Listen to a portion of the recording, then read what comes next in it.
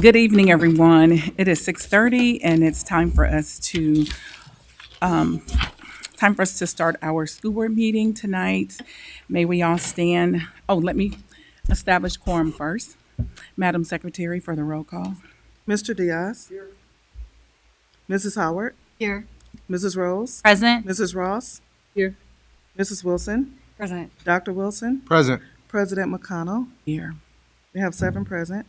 Thank you. May we all stand for the Pledge of Allegiance?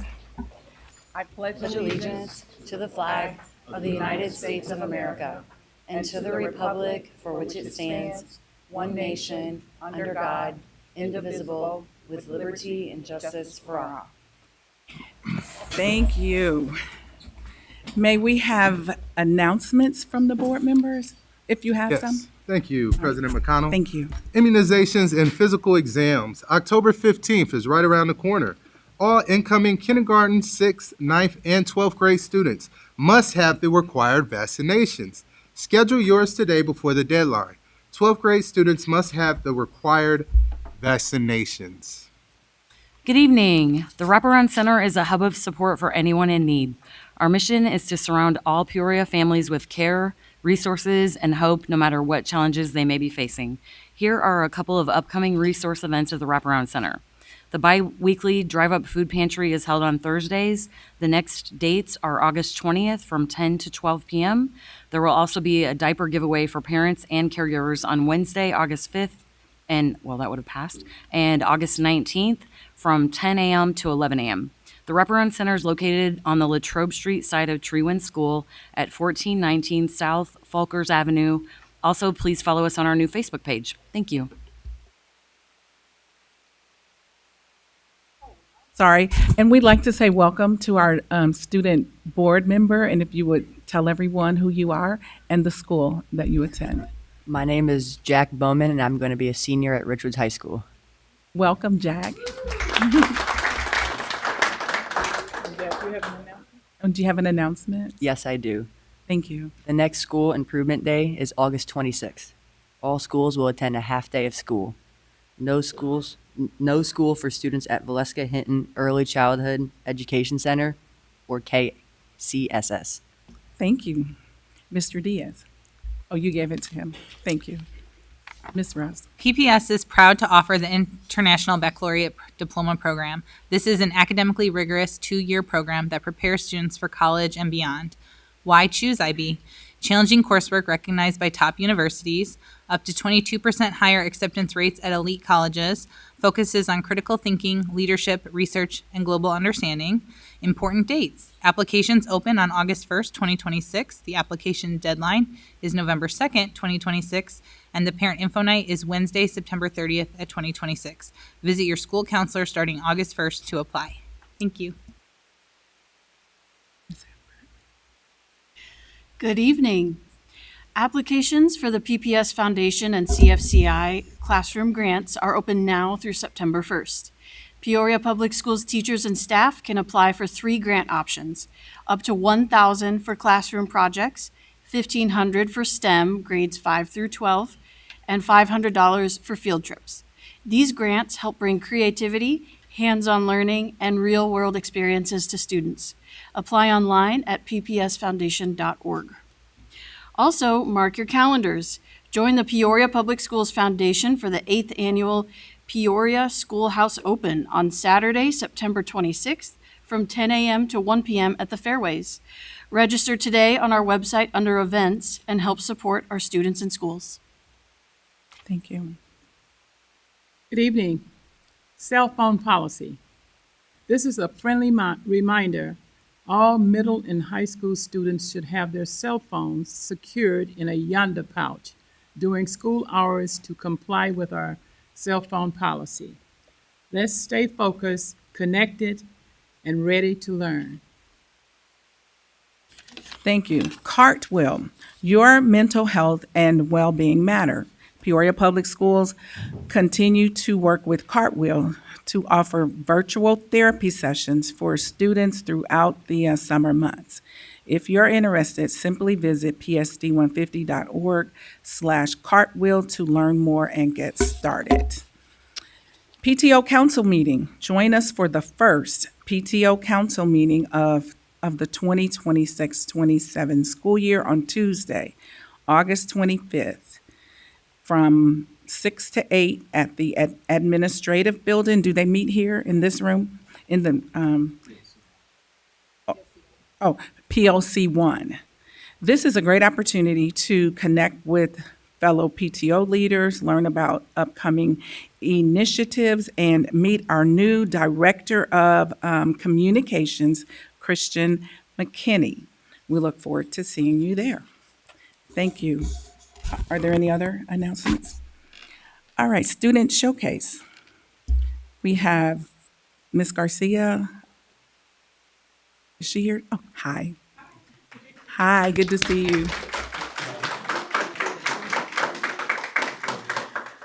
Good evening, everyone. Thank you for having us. We did some really great work over the summer, so we're going to be presenting our students for that. And we have a slight presentation, so I won't take up too much of your time, but it'll be a really great way for us to start this evening. So since partnering, if we can go to the next slide. Since partnering in about 5 years ago, we have now started to have a consistent students of 700 students serviced, with about 475 of them retained throughout the school year, and that number keeps growing. So this year, we're probably going to have to actually have wait lists for the first time. We hope to continue to be able to service this many students. We always go above and beyond our contract, but we're doing this at 11 schools, and we hope that with your support, we're able to continue to do this into the future. If we go to our next slide, one of the things that you have helped us do in the last 2 years is to now start funding students to go to nationals. And this last year was a lot of fun in the sense that we actually didn't know if we were going to go. So it took a long time for our last superintendent and I to make sure that the funds were going to be there. And just 3 days before we went on spring break, we were able to secure the funds to go. And so our students and their parents actually forfeited all of their spring break plans to be able to get ready for nationals, which was a huge sacrifice that I really want to emphasize the parents for really committing with us to do it, because not only did they make that sacrifice, they also made another sacrifice in their summer to make sure that from 8 a.m. to 3 p.m. every single day for about 2 weeks and a half, students were up doing work with us. And so what you're really investing in is not just students who are going to be really great leaders here in Peoria, but you're investing in students being able to teach other students what it takes to be excellent. And now these students can walk in the hallway and be asked, what does it take to be on the nationals team? And it's a lot of sacrificed hours. But it also means that you're getting up at 4 a.m. to get your hair done with me or to get your makeup done. It's the kind of discipline that you sometimes don't learn until you get to college, and you've already invested in 8 students to be able to learn this today. After we were ready for our competition here in Peoria, we started practicing with Advantage. Advantage actually hosts the second largest national tournament in California, so we participated online in there. And then Dr. Wilson was kind enough to also invite us to the Juneteenth festivities, and we were able to open up the commencement there as well. So after all of that, if we move on to the next slide, as you can see there, I want you to recognize that it's not just these 8 students, but all those students that you see there are actually from Advantage Communications, and they're all holding up their awards. Every year when we go to nationals, we end up taking about 60% of the awards. This year, I want to say confidently that it was about 75 to 80% of the awards for the entire nationals results. We had 5 schools of excellence as a company, and we also had 1 national champion. We also had 1 runner-up here in Peoria Public Schools, which we'll be celebrating in just a bit. But here's the thing, the network that we're creating for these students, now they get to go and tell somebody, hey, I was part of the speech and debate program, and wherever they go in the world, they're going to be able to start a conversation that is like no other, because again, we invested in their future when they're in middle school. So another thing to notice is that second part of the national statistics. I want you to celebrate yourselves, because this isn't something that every district decides to do, but you are now part of a legacy. Out of the 141,000 students that are part of the nationals team, only about 1 in 4 actually get registered to go to this national tournament. So it wasn't necessarily that, we just had to look for the funds. It's that we needed your support and you also believing in us being able to go and come back with wins. But qualifying for this tournament is not just one of the most difficult things that you can do, but winning at this tournament is even more difficult. So now that they're part of this legacy, let's also think about who actually represented us in Peoria with some wins. So we'll go to the next slide. So our first person is Eleanor Delash. She was a quarterfinalist in prose and declamation. She's not here today because she is doing what she does best, which is to be busy and continue to do excellent work. So she's with her band right now doing practice. But we do have a runner-up from this year. So he was also semifinalist in humorous interpretation. He won in 5th grade. He's the only 5th grader to have ever done this in the history of speech and debate. He won it last year in humorous interpretation. We're going to work a little harder this next year to not end up in second place, but we did end up second place in storytelling. So if we can give Marvin Polnantz a round of applause.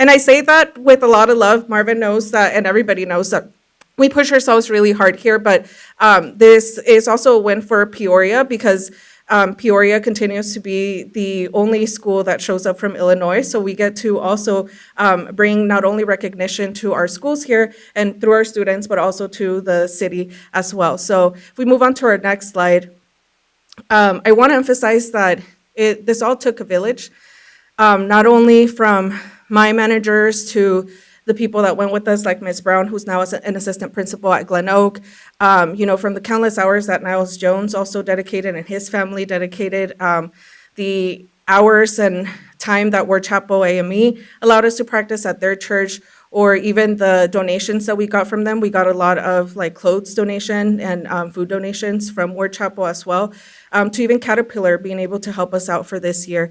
And I want to really end with this. I have been here for about 5 years now. I've seen a lot of things change in Peoria 150, but one thing that I haven't seen change is the love that all of you guys have for the students. And I really want to say that when a community unites behind our youth, like we all do every single time we come together here, we see the remarkable results that we're looking for. And this wouldn't be possible if it just wasn't us coming together, because we have the vision, we know what we want to do for our students, but it really takes a village. So I want to take a moment to thank our parents. So for every parent that helped me prepare these students, please can you stand up right now and get your applause.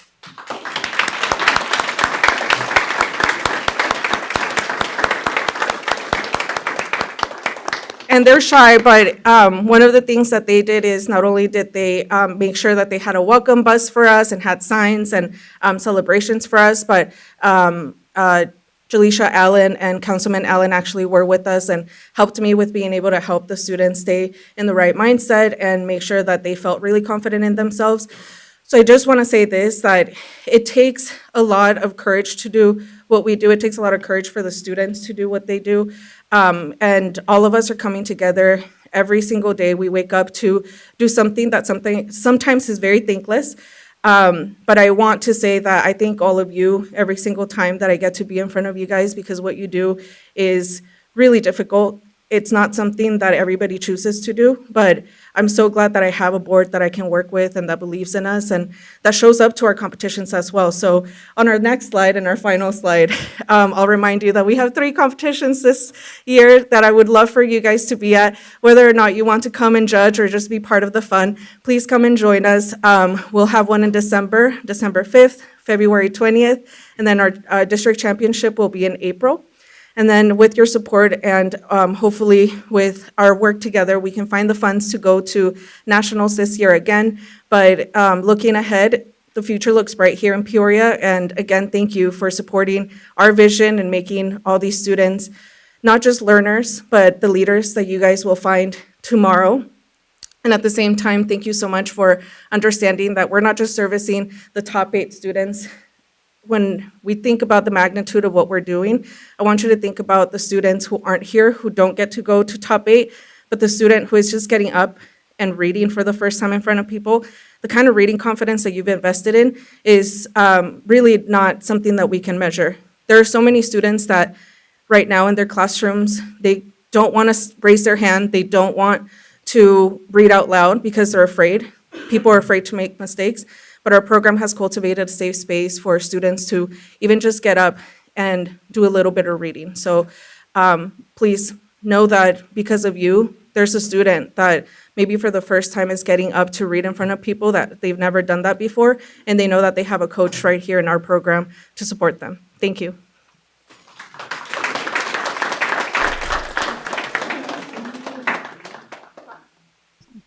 Yes, please. I just want to make a comment. One of your students, I, I want to recognize Marvin. He worked in my summer program all summer, and he's a very hard worker. And at the end, I said, "Well, why? I didn't know I had a celebrity working with me." But he's a very hard worker, and he made a little bit of money, right, Marvin? Yeah, good job, Marvin. Well, thank you all so much for Thank you. Thank you. For your hard work. Good job. Thank you. Nice. Thank you.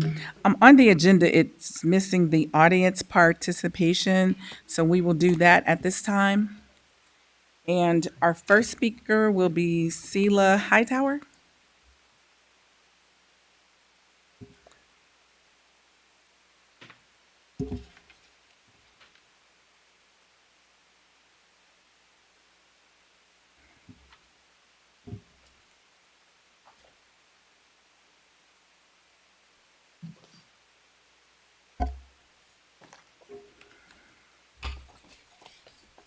Good evening. Good evening. My name is Celia Hightower. Thank you, Dr. Bell, Dr. Andrews, President McConnell, and Vice President Ross, and other board members of Peoria Public Schools. Representative John Lewis once said, "Get in good trouble, necessary trouble, and help redeem the soul of America." I am here today to do just that as it relates to our Peoria Public Schools. I stand before you appalled and shocked by several actions that took place at the last two board meetings. 3 words: silent no more. I am highly disappointed with the disrespect and acts of exhibited racism that have gone forth towards our new superintendents and board leaders. I believe that in order to eradicate and destroy racism, we must call it out and confront the ugly evils that exist. Let's pause for a moment. Throw out a disclaimer. I know what you're probably thinking. I'm not a racist. Some of my best friends are Black. I work with Black people. That's great. But that shouldn't be your best friend because they're Black. They should be your best friend, as Dr. King once said, because of the content of their character. As I confront the ugly evils of racism, let me briefly define what Mr. Webster states. Racism, a belief that race is a fundamental detriment of human traits and capacities, and that racial differences produce an inherent superiority of a particular race. Prejudice, discrimination, or antagonism directed towards against other people because they belong to a different racial ethnic group. It often stems from the belief that one race is superior than another. Institutional racism, policies, practices within organizations that result in unfair treatment or lack of access for certain racial groups. Microaggressions, a small, everyday comment, supposedly they don't know, actions that show bias or disrespect against a person from a marginalized group. As I continue, consider the definitions and think on examples as to where you fit. Let me proceed. In your board member bios on the Peoria Public Schools website, you stated, one person said, you believe in people and helping them chase their dreams and realize their potential. Another person said, you understand how important parents are to the success of their students, and you're eager to work with them. Your dedication to education and community services make you a valuable member to the Peoria community. Another person, the next person said, your journey has always been about service, not titles. For you, education was the bridge to a better life and key in breaking cycles. Did you respect those leaders along the way? Are these your words and what you shared with the Peoria Public School community to get your seat Did you say this just to get your seat around the table? If so, why are you acting differently by disrespecting our leaders and exhibiting microaggressions and racism tendencies? What is your hidden agenda? Please tell us how you really feel, because your actions have spoken otherwise. We are not blind to your rude behaviors. We see you. Silent no more.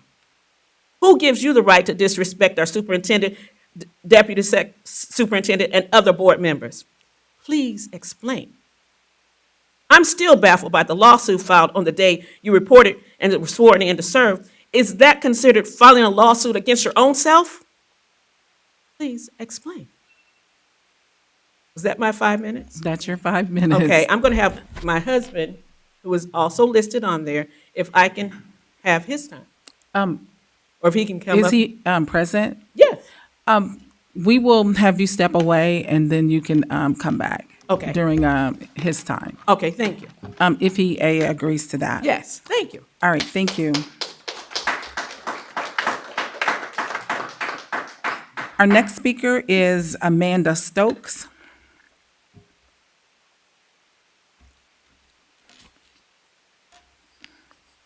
Good evening. My name is Amanda Stokes. I am the parent of 2 PSD 150 students and 1 graduate of PSD 150. Pull your mic down just a little bit. Thank you. I have also been a volunteer in my kids' schools since we moved here in 2015. I normally would never ask to speak up here. This makes me more nervous than you can believe. But I am begging you all for change.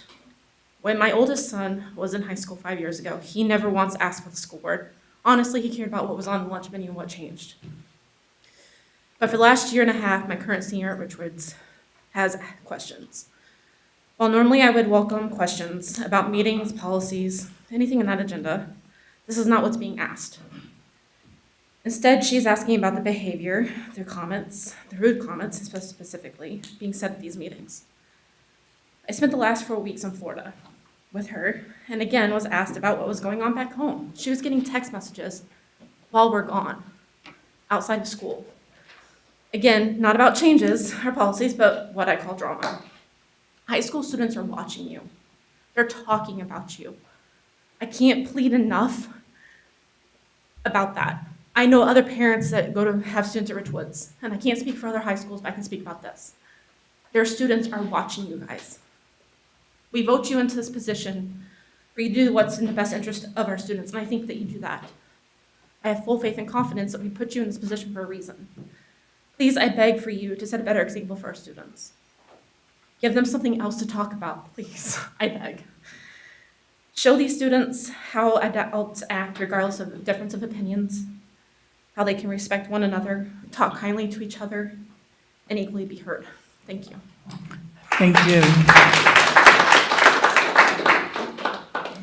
Our next speaker is Nathan McCarthy.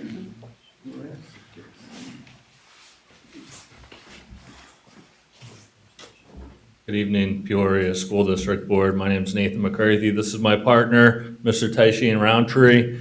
I'm only speaking tonight because I'm a lot more familiar with Peoria School District. I was the one who was originally working with the district. I put a folder together for the board members about a community solar program that we started to initiate to work on with the operations department at the school district back in October of 2025, so almost about a year ago.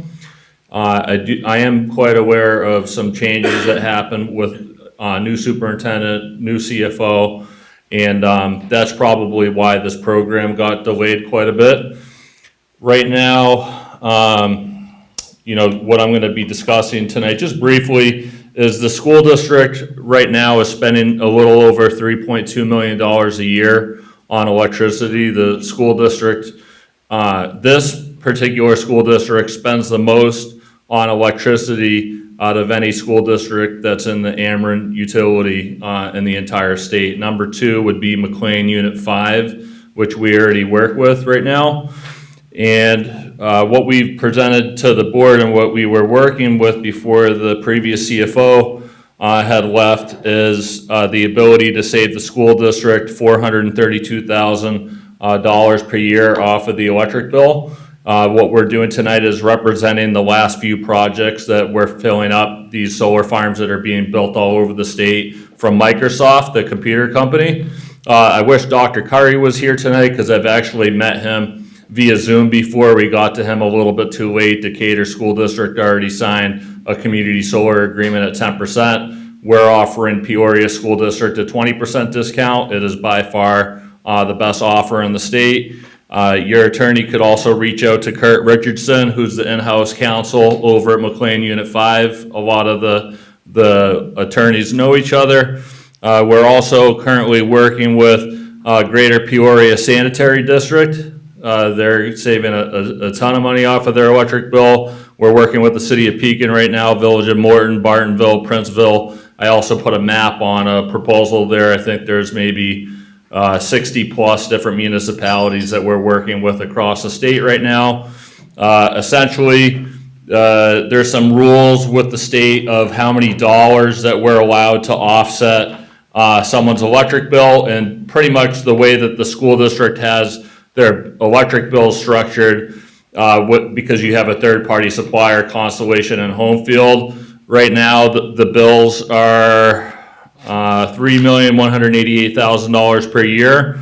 We would be able to credit $2,164,208, saving the district $432,913 per year. So I'm sure the school district could find a better way to spend almost $500,000 a year. School district could easily put that towards after-school programs, but anyways, that's my 2 cents. It would take me about 10 minutes to finalize everything with Dr. Curry, because this is pretty much the last of the 20% program that we have left in Ameren. The rest of the stuff that we're doing is all 10 and 12%. Obviously, the school district would rather save double, opposed to half. But like I said, Dr. Curry is super familiar with the program.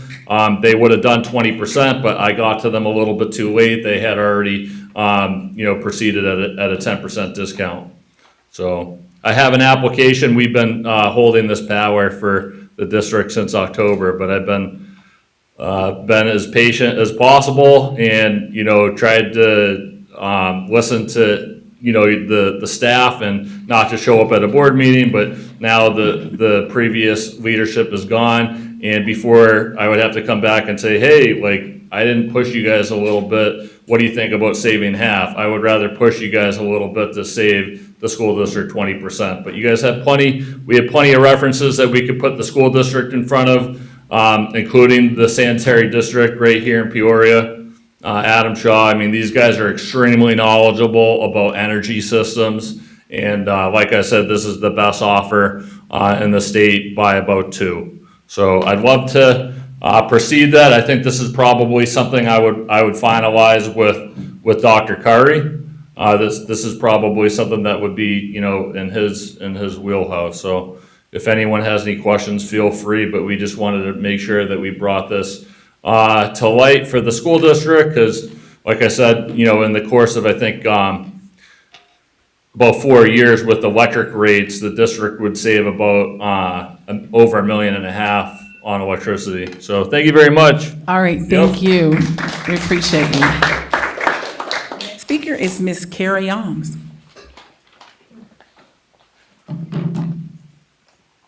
Thank you for this opportunity to speak. Disappointing. Meeting after meeting, the governance of this board is shockingly disappointing. Each meeting, another layer of the onion reveals that the format and rules meander down a serpentine path, going willy-nilly to any destination. The board's lack of professionalism and breaking the law is unacceptable on every level. At the last board meeting, the board unanimously decided that each speaker was limited to 3 minutes. Then a speaker ran out of time, and the chair and board allowed an aggregation of time from another speaker. Then the second speaker would still be able to speak. Everyone else was cut off at 3 minutes. Say what? What are y'all doing? Why didn't any board member disagree with such an arrangement? Why didn't any board member raise a point of order? Where's the amended budget hearing that was published for August 10th at 6:30 tonight?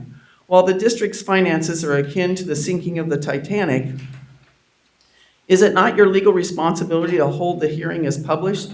The board should inform the public What is the status of the current 24-25 audit, especially in light of the CFO resigning effective August 31st? The board sets a horrible example of hiding and running from keeping the public informed and being accountable for the absolute chaos that lurks around every corner. Still requiring speakers to put their address on cards to speak? Why, this is a violation of OMA. Why is a policy meeting needed to correct this violation? And where are the attorneys in all of these shenanigans? Have these attorneys no backbone? Is this how they fulfill their duty to have the board follow and uphold the law? The district's board attorneys are hired to keep the district protected from legal action. Or do the attorneys have a different function? Just employment by the district? Are the attorneys giving sound legal advice and the board refuses to follow it? What is going on? Carmen Luft is still listed as the district's FOIA officer, not having been in this position since December of '25. Why has that listing not been updated to reflect that the attorneys are handling all FOIA requests? Why is the district unable to fulfill the FOIA requests with district staff? Why are taxpayers paying the attorneys to perform these services? $4,000 here and $4,000 there. We are talking about real money. And please stop saying that a board member is a volunteer. You are an elected and unpaid board member with statutory authority. I am a volunteer. Please explain how and why employees receive bonuses, 2,000 here, 10,000 there. You know, the money just keeps adding up. Still waiting to hear back about the meeting regarding the district entering my personal information into a third-party FOIA database without my authorization. Yep, still waiting to have a meeting as requested on July 27, that the board's president's comments were reiterated from the July 13th meeting. Accountability for the board, and we do not shy away from a conversation, a healthy, truthful, intelligent conversation. Methinks those words do not mean what the speaker thinks they mean. Where are the annual regular committee meeting schedules? One for each committee that is required under OMA to be posted by the district. The board has yet to adopt any of these required meeting schedules at the beginning of the 26-27 year. And if there's a cell phone policy for students, maybe some of the board members need to put their cell phones in a yonder pouch during the board meeting so they can stay focused, connected, and ready to listen. Did you know that the school board policy, the school board secretary does not serve the board president? Today, in speaking with ISBE staff, they informed me that the school board secretary serves the school board collectively, period. Let me repeat that information. Did you know that the school board secretary does not serve the board president? Today, in speaking with ISBE staff, they informed me that the school board secretary serves the school board collectively, period. That the school board works for and reports to the school board as a whole, period. As in everything else in life, you only change when you want to change. You gotta wanna. And until you all gotta wanna change, everyone will continue to witness the pandemonium. Here's hoping that you all gotta wanna change and start working together. All 7 of you working together. Thank you. Thank you. Our next speaker is Mr. Travis Walker.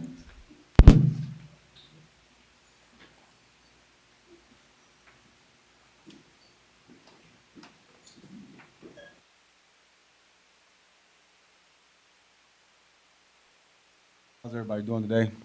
My name is Travis Walker. Good evening. I'm the owner of 123 Priorities Corporation. We're an information and resource-based company here in Peoria, Illinois. I'm also the president of Partnering with Parents with DCFS here in Peoria, Illinois. Today here, I'm not here just to complain. I'm here to also help you guys with the resources. I went ahead and did the legwork and kind of helped out because the problem is in a lot of these schools, high school, perfectly, there's a lot of blind spots and unsupervised areas where these children can conduct themselves however they want to. So I did a little investigation, and in my investigation, I came to find out that not only do the security guards at numerous times, multiple times, know, feel, and say that they can't keep multiple children or a particular group of children safe at any point in time should be an issue for not only the school board, but for our community.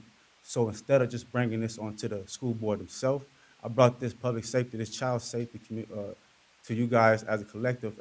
And I went ahead and reached out to some of the other departments of government in Peoria, Illinois. I reached out to the county for forfeiture funds because there's a lot of drug activity. So we want to get some of those monies to see if we can reallocate those funds to do something better to our community.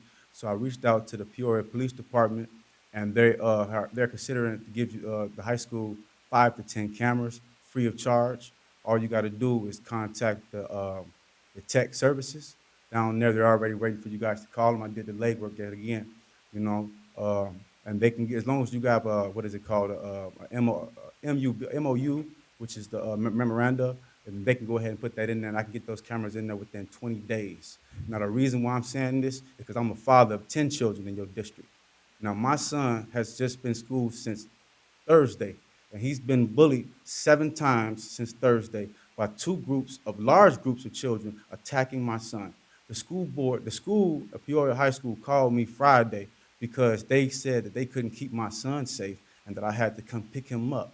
So just off that, the school board itself has the due diligence, the burden of care for my children when they come to your establishments. So when they're at my home, I'm the parent. I make sure they're safe no matter what they do in these streets. So when I send my children to you guys, I expect for you guys to be the parent. You don't have to be hands-on, but I'll be there. But you guys need to be there for our children. No child should be left behind. And there's also, like I stated, there's tomorrow is the deadline at 4:59 for violence prevention for the state. There's funding. So all you guys have to do is have I think you guys just got a new grant writer or something like that. So we can have her participate and see if we can get this done. But as far as those cameras for these children's safety, because my son is basically skipping classes. He skipped 2nd and 3rd class, and he's a diabetic, insulin-dependent, technology-based child in you guys with an IEP. So not only is he being bullied, but he's not being taken care of because the medical field or the staff members or the monitors on the bus, they're not certified, according to the Diabetes Association, to be able to transport a child with diabetes that's technology-based and insulin-based to and from without certain course of training or stuff like that. And so I'm here to let you guys know you get the free training also go right downtown to the Diabetes Association, and you can get at least 1 or 2 of these teachers out these schools certified for these kids, because it's not only the fact that it's this, but some of these children might, for instance, with diabetes, if your child is blood sugar is high, then the child might, what we call, have behavior issues, might be talking back, disrespectful, and then that child might not have a 504 plan, might not have an IEP plan, so that child can get expelled for his medical disability, which my son done that before. He fell through those cracks, and now he's here with me. I'm making sure that he's safe, and I want my community to be safe, and so I'm doing my part, and I beg you guys, I hope the stuff that I heard tonight ain't true. You feel me? I do my part. I came to you guys with a solution before my complaint. I gave you my complaint and a solution. That's what I teach my kids. That's what I learned in the school. And so that's what I'm hoping that we can continue to keep doing. That's my time. Thank you very much. Again, my name is Travis Walker. Thank you. Thank you. And then our last speaker is Calvin Hightower. And you're going to yield, Mr. Hightower? Okay. Do you yield to her? Okay, thank you. Thank you, Calvin. I'm back. I stand before you proudly on the tall shoulders of my parents and ancestors that came before me. I left off at, what about the numerous attempts to call out our board president, vice president, and others, not acknowledging their positions and their value and their worth, folding arms of resistance, making smirks, negative comments, and nay votes just because you can. Please explain. And to the person who keeps reminding Dr. Andrews that she's being watched, remember, don't forget to do what you said you were going to do. My suggestion, how about you sit back and let her share with you her knowledge and expertise? Please explain. Really? Is this what we're doing? Newsflash, that's what we're not going to do. We must allow our leaders to do their jobs in which they were chosen to do. Allow them to share their professional skills that they are extremely knowledgeable and capable of to move our Peoria Public School community forward. If you plan to stay and serve in our Peoria Public Schools community, I'm asking and requesting that you get your act together and stop the nonsense. Stop exercising prejudicial racist behavior and microaggressions in this community. There's no room for it. In 1908, a civil rights organization called the NAACP, the National Association Advancement of Colored People, was formed to assist people with similar situations like this. It was formed to ensure political, educational, social, and economic equality of all people and to eliminate race-based discrimination. Today, they still exist. And if for whatever reason, if you choose to continue to negatively interfere with the advancement of our leaders, we will not hesitate to call upon them to aid and to support and assistance with this matter. Again, allow Dr. Bell, Dr. Andrews, board president and vice president, and other members to do their job. They are extremely qualified. In closing, now that you have been confronted and made aware of those evil behaviors and acts of racism, my hope is that since you know better, that you will do better. Silent no more. We see you. Thank you. I yield back. Thank you. Dr. Bell, any response to the audience? Yes, Madam President. For Mr. McCarthy, I will definitely be reaching out to you. I've written your phone number down. Want to reach out to you ASAP tomorrow morning so that we can get a meeting on the books here. Yes, sir. Also, Mr. Walker, definitely want to convey to you that your message was heard, and I will reach out to you as well so that we can partner so we can problem solve together. And for the other speakers, thank you for taking time to address the board. Your comments were heard as well. Thank you, Madam President. All right. Oh, sorry. Item number 7, approval of July 27th and 31st, 2026 meeting. Motion to approve? Minutes. Second. Thank you. Madam Secretary for the roll. Mr. Diaz. Aye. Mrs. Howard. Aye. Mrs. Ross. Mrs. Rose. Aye. Mrs. Wilson. Aye. Dr. Wilson. Aye. President McConnell. Aye. We have 7 ayes. Motion carries. Thank you. Information item, superintendent update. Dr. Bell. Thank you, Dr. Well, I was about to say McCall. I wonder where we, little inside joke there, Dr. McConnell. No, last week was the beginning of a superb school year. All of the wonderful staff members had opportunities to venture out to each of our schools. Nothing but wonderful, wonderful reports when we came back in here in the boardroom and debriefed last Wednesday afternoon.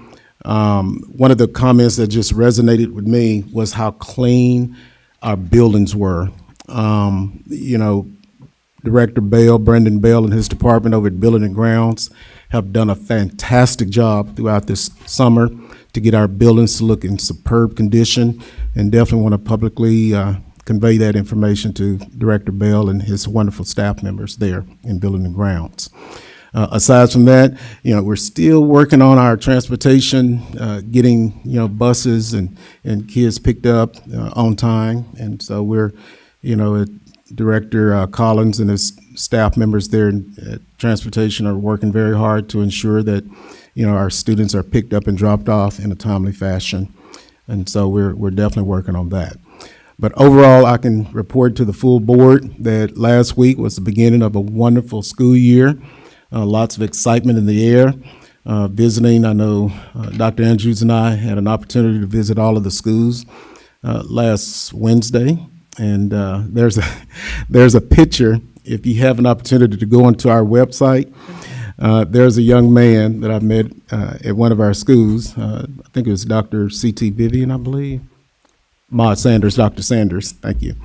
And the principal there, Matt Durr, said, Dr. Bell, there's a young man whose mother insisted that he wear a bow tie today, first day of school. I said, really? 'Cause I just happened to have a bow tie on that last Wednesday. And so Mr. Durr directed me to the classroom, and sure enough, there's a young man who was sitting there, getting instructions from the teacher with a little bow tie on. I said, come on out here. And so we took a picture, and that really made me feel good because I've been wearing bow ties for 30-something years, and seeing them start off, first, second grade with a bow tie really that did wonders for me. So great learning opportunities are abound here in Peoria Public Schools, and everyone should feel very good in terms of where we are and where we're going.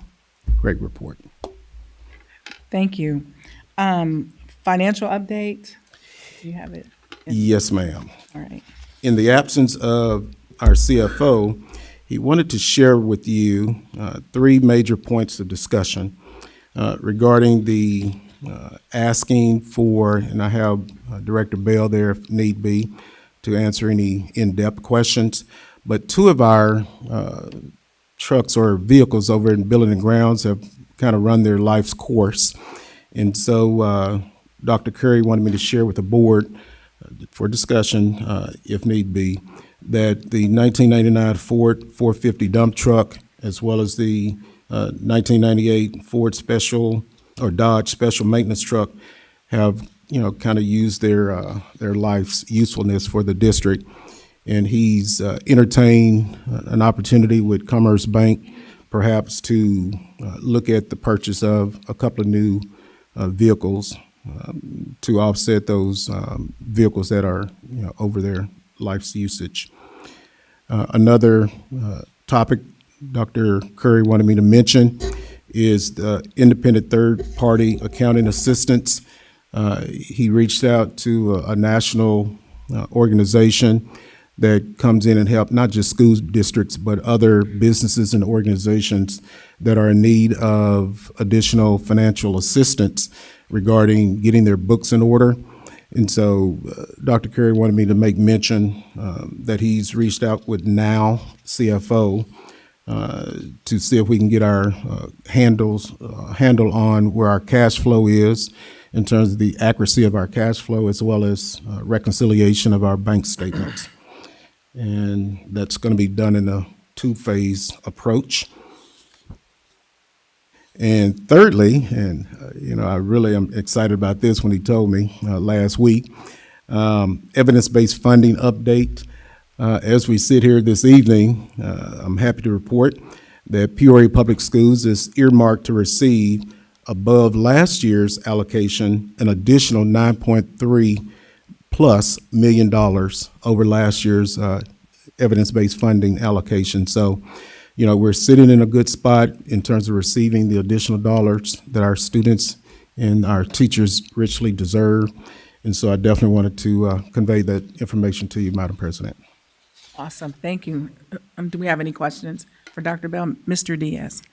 So as part of the proposal that Dr. Curry sent out, do we need to make a motion, or is that something that you can enter into based off the 211 and 115 in his proposal? I would definitely want to get legal advice on that. But as it sits here now, I just wanted to just convey the information, not necessarily make a motion. Right, for us to act on it, it would need to become a action item. At the end of the day, you're talking about the vehicles and the CFO now? Correct. Yes.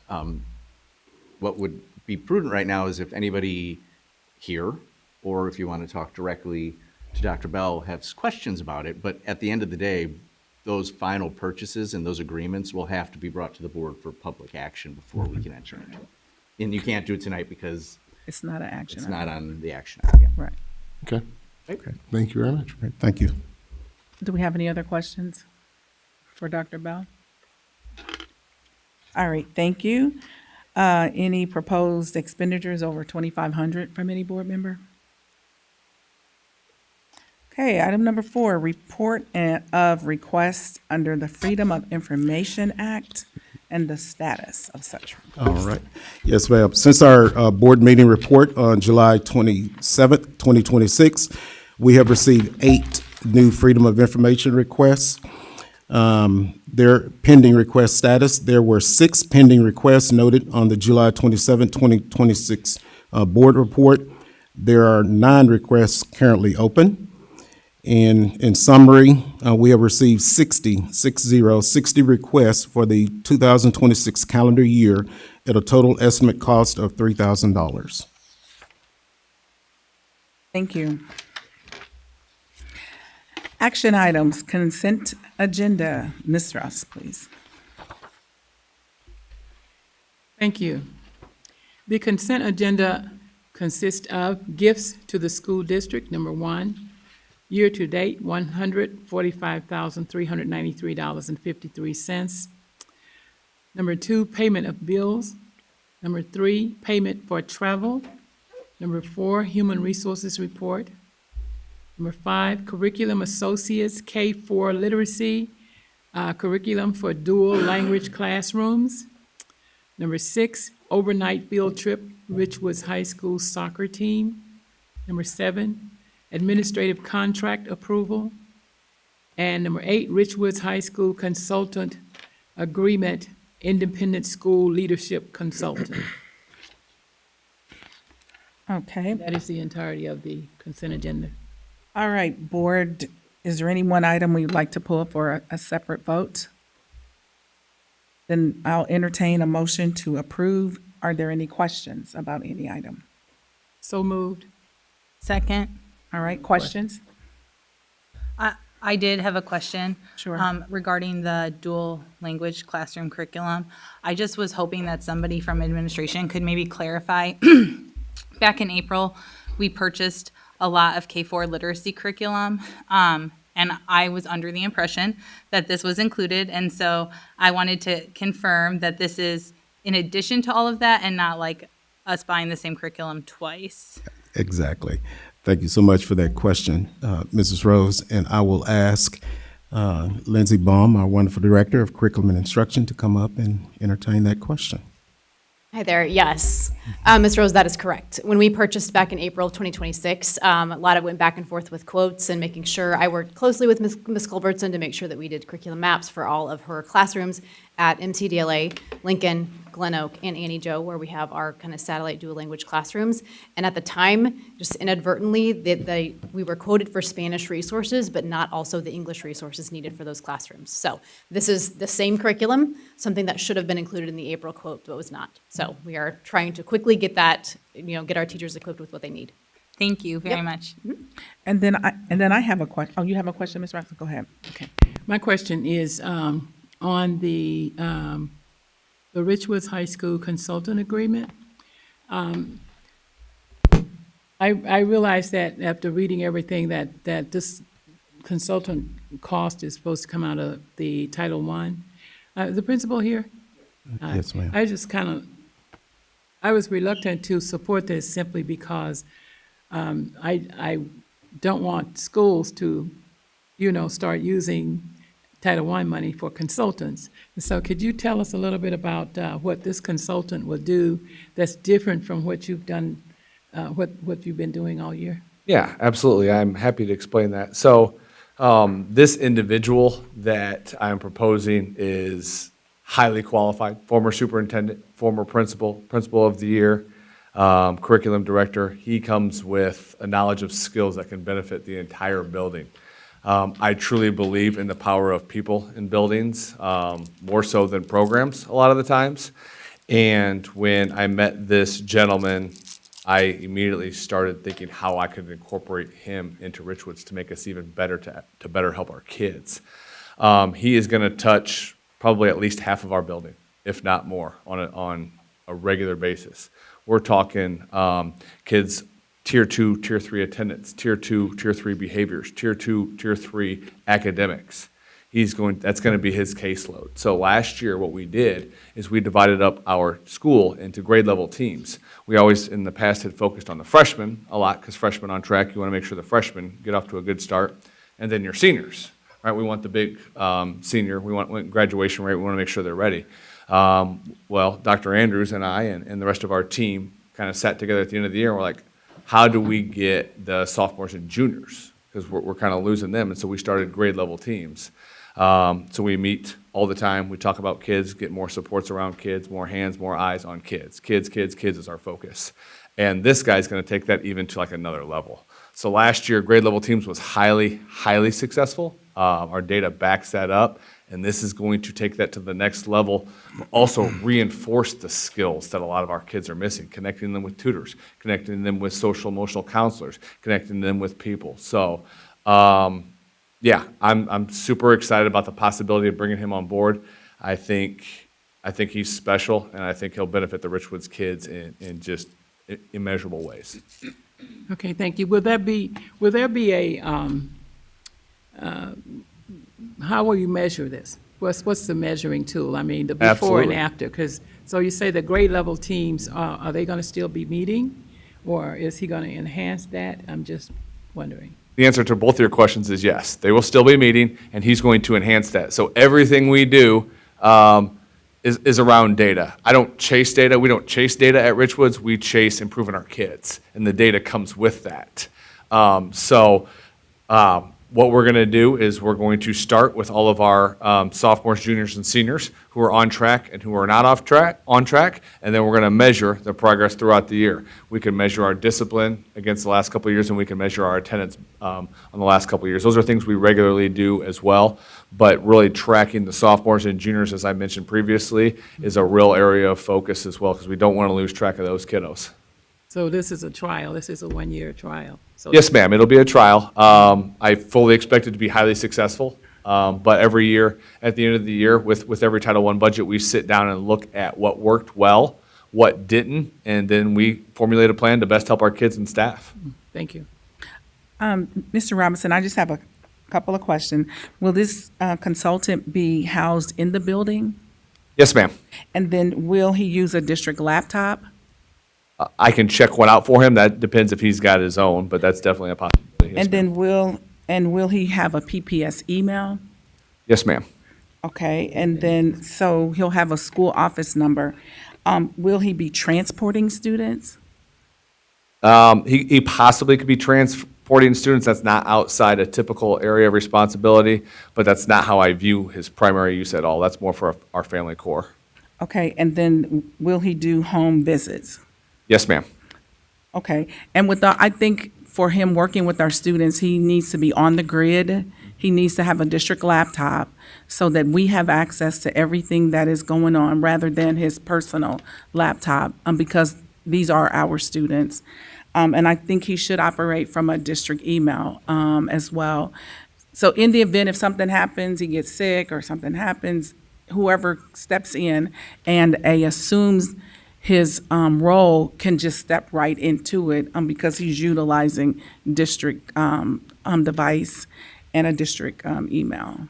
Understood. We can make that happen. All right, thank you, and I Very welcome. appreciate that. I just want to know, does he live in the city? He lives in Morton, ma'am. He's from Iowa, just relocated. May I ask Mr. Robeson a question? Sure, yes. Okay, Mr. Robeson, I read the contract, and I just had one question. I know that you were trying to get him here before the start of the school, so the contract is a little outdated because it reads like May to May. So if we approve this tonight, will he still be done in May? Are we going to prorate that amount then, or what does that look like? So we had it done in May because that's typically how Title I operates. We present it to our ULT in the building level. The building level presents it to district level, and then it's approved, and then that's how we start. So as far as prorating it, that's something I can discuss. I don't know the answer to that right now, but he will still be on a year-to-year basis if approved. I just want to clarify, I was not trying to tell you what to do. I was simply inquiring. This is above my pay grade, so I just wanted to inquire if it would still be the full $85,000 or if the amount would be less, or if he's going to go to the end of June now since I was just curious how that would impact the contract. Thank you for that. I would also like to ask Dr. Bell one question.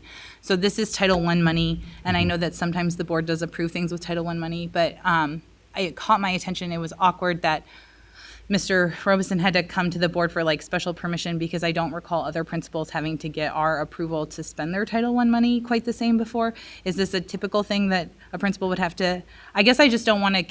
I don't want to scare all of our principals into thinking that every time they want to do something for their building now, they have to worry that we might not approve it. Well, to answer your question, Ms. Rose, no, it's not typical for principals to, come to the board per se. But yes, it's typical for principals to, have the meeting with their executive director. And ultimately, the board has to sign off on, any of those, budgets, Title I budgets, but yes. And may I note that the difference here is this is a contract and this is a binding A agreement, and that's the reason why he brought that forward. Some of the other Title I purchases are not via contract necessarily, it's just a purchase. So that would be the difference in this. I'll say so. Yes. Mr. Robeson, I just want to say I appreciate you and your staff for bringing this to the board. I think it's going to be great support for our students. So I just want to say great job. Thank you. I appreciate that. All right, thank you. And then I just have, yes, sir. Does anybody else have any other questions for Mr. Robinson? All right, thank you. I just had one follow-up question on item number 5 for the literacy. For the length of the curriculum that we are purchasing, is it just 1 year or is it multiple years? That amount is actually for the 6-year contract that we have for all of the other curriculum. Yes, it's much more Perfect. cost-effective to do it that way. Okay, thank you. Yep. All right, appreciate it. All right. It's been motioned and second. We have, are we ready to vote? Any more questions? Madam Secretary for the roll. Mr. Diaz, Aye. Mrs. Howard, Aye. Mrs. Rose, Aye. Mrs. Ross, Mrs. Wilson, Aye. Dr. Wilson, Aye. President McConnell. Aye. We have 7 ayes, motion carries. Thank you. Deliberation agenda, anyone? Presentation or recommendations by board members? Yes, ma'am. President Yes, McConnell. sir. As students prepare to begin a new school year, community leaders are once again calling on residents to make a simple but powerful commitment. Stand up, show up, be there. The initiative is rooted in a simple belief. When young people see adults consistently showing up for them, they are reminded that they matter. Community members are invited to spend just a few minutes before school starts, standing outside, greeting students, and creating a welcoming environment as they begin their day. Residents are encouraged to participate throughout the school year by joining scheduled morning gatherings at schools across the city. Whether attending once or becoming a regular volunteer, every person who shows up helps send a powerful message to the students. The first kickoff will be August 13th at Manual High School at 6:50 a.m. So if you're free, available, we'll only be out there for about 20-30 minutes. Please come out and welcome the students as they start the school year. And we're going to go through every school, at least once. Thank you. Can I ask a question Thank about you. your announcement? course.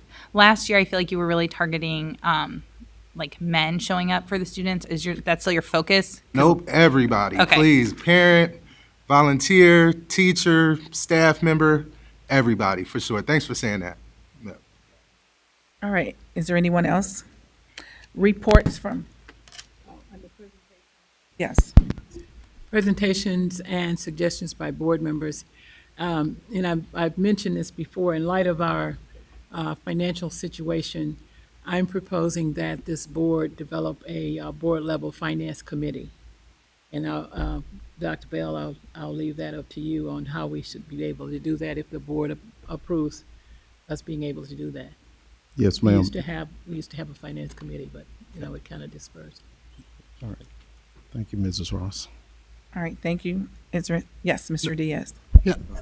I just wanted to say, I do respect everyone's opinion here. We're all elected members. I would just ask that as meetings or as things happen that could be shared with all of the board, that we would get like a president's report out or something that we can then discuss with people in the community and things that are going on, or that we can be better informed so that when we come to our meetings, we're fully engaged and informed. Thank you. Well, there is no president report, and anything that I have and that I deal with, you get it, and you have it. Now, as far as conversations that I have with the administrative team, community members, or either whoever, you have conversations. All of us do. So if you want to create that and you want to start giving us a report on everybody you talk to or any matter, that would be your privilege. But I'm not doing anything exceptional.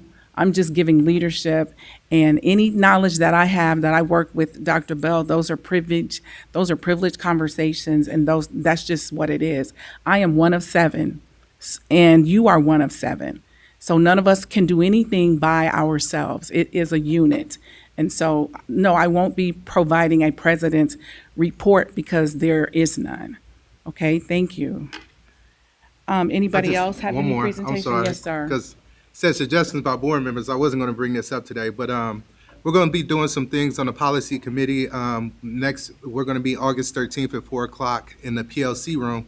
But with that said, Dr. Bell, one suggestion into the board that I've been kind of toying with is the idea that report cards used to be signed by the parent and returned to the school.